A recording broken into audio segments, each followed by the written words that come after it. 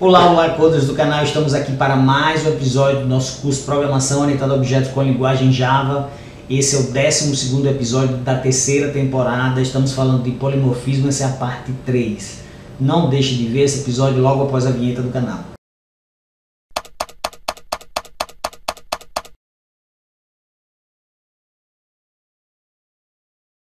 Bom pessoal, vamos dar continuidade aí ao nosso curso. Nós estamos falando de polimorfismo, essa é a parte número 3, né? Nós falamos aí, né, nos episódios anteriores. Se você não viu, volte lá e reveja. É importante que isso tudo é uma continuidade. Mais uma vez eu venho dizer que se você tiver alguma dúvida, é só você deixar um comentário no vídeo que eu respondo assim que for possível. Nós deixamos esse slide, esse eu acho que era o penúltimo slide no episódio anterior, né?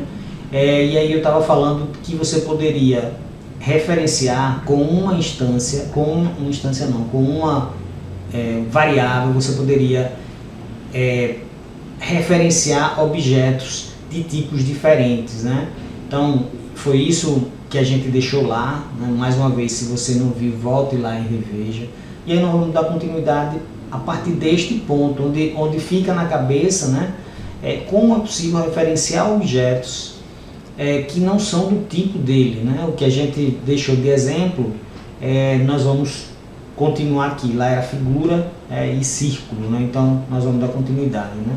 E aí o que a gente pode tirar como conclusão disso é que F3, né, que era aquela instância que estava apontando para um objeto do tipo quadrado, bom, não me lembro se era quadrado ou se era círculo, né? Você poderia, em tempo de compilação, apontar para um tipo e em tempo de execução apontar para outro, né? Agora, uma característica que precisa que você entenda é que objeto que for instanciado, ele vai ter as características do que está em execução, ou seja, da instância que está em execução, e não do que está em tempo de compilação. Isso é muito importante que a gente entenda. E aí, como exemplo, eu trouxe o seguinte, né? Tenho a figura e tenho o círculo. Em figura eu tenho o método calcular área e em círculo também. Então eu tenho esses dois. A questão maior, né, é que se eu crio um app onde eu digo que figura F é igual a anil de círculo e mando calcular a área de F está atrelado à figura e F está atrelado a círculo. Aí o que ele vai imprimir? Será que ele vai imprimir chamando figura, o método que está atrelado à figura, ou será que ele vai executar o método que está atribuído a círculo? Ou seja, ele vai executar esse ou ele vai executar esse que está com override, né? Essa aqui é a resposta para essa pergunta. O objeto que for instanciado terá as características do objeto que está em execução. Então, o que a gente tem é exatamente essa pergunta, né? Se F está ligado à figura e ele aponta para círculo, na hora da execução ele vai executar quem? Ele vai executar o método, melhor dizendo, que está atrelado à instância que foi criada, a instância de círculo. Como resultado, eu vou ter a execução desse método ao invés desse método de figura. Vou dar vamos mostrar isso aqui no Visual Studio Code. Mais uma vez ele está branco aqui, né? Eu já disse por quê, né? Porque na hora de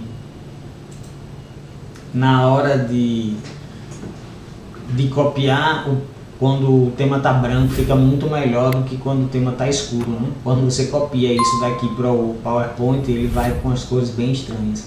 Bom, então eu tenho aqui uma package de figuras, nós vamos criar o app aqui dentro, né? Ele vai ser o método main que vai chamar, né? Fazer aquela chamada onde eu tenho figura F igual a anil de círculo. Vamos fazer primeiro anil de figura. E aqui vamos dar um System Out. F. calcular área. Quando eu tenho isso, então eu não tenho a menor dúvida de que o método a ser executado vai ser o de figura, esse daqui, que ele vai retornar 0, não tenho a menor dúvida. Vamos executar aqui, ele vai fazer a compilação e na parte de baixo aqui da console ele vai mostrar o resultado, que a gente pode ver aqui, ó, 0. Então eu executei realmente o método de figura, ok? Agora nós vamos trocar isso daqui para círculo. Opa, eu apertei errado sem querer aqui, pessoal. Círculo.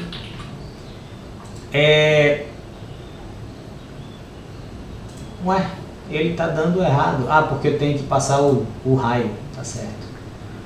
Estava dando errado mesmo, tá certo. Figura F igual a 1000 de círculo 4. Se eu trocar isso daqui por círculo, também eu tenho certeza que vocês não terão nenhuma dúvida. Opa, esse cara aqui tá errado, né?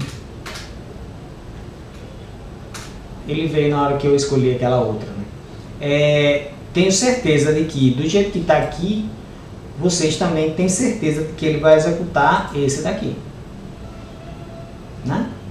Então, quando a gente bota para rodar, vou botar aqui para rodar mais uma vez, nós vamos ver que a execução vai ser o 3,4 vezes 4 vezes 4, que dá 50,24. A nossa dúvida era quando eu tivesse uma definição como essa, figura F igual a 1000 de círculo, porque F, calcular área, em tempo de compilação, está atrelado à figura, mas em tempo de execução ele vai estar atrelado a círculo, que foi a instância que foi criada. Se eu executar esse aqui, vamos botar ele para rodar, vocês vão ver que a gente vai ter o mesmo resultado do anterior. Ó, esse foi o anterior, esse é agora, né? Nos dois casos 50,24, porque a instância que eu tenho é a instância de círculo. Vamos voltar aqui para o nosso slide, vamos só projetar aqui o último slide. E era isso que a gente, inclusive, já tinha até mostrado, né? Bom, é isso, pessoal. Espero que vocês tenham entendido aqui a continuidade de polimorfismo. Ainda vamos fazer mais um vídeo de polimorfismo, porque esse é um dos pilares da orientação a objetos que dá mais trabalho de entender. Então, se você não entendeu, reveja aí os outros 2 episódios, né, com esse, e assista o próximo, que você passará a entender como é o funcionamento do polimorfismo. Se você tem alguma dúvida, é só você enviar aí um comentário no link do canal. Se você quiser fazer o download desse PPT também, você pode fazer isso através do link que está na descrição do vídeo. Se você gostou, dê um like e a gente se vê no próximo episódio. Grande abraço e até mais!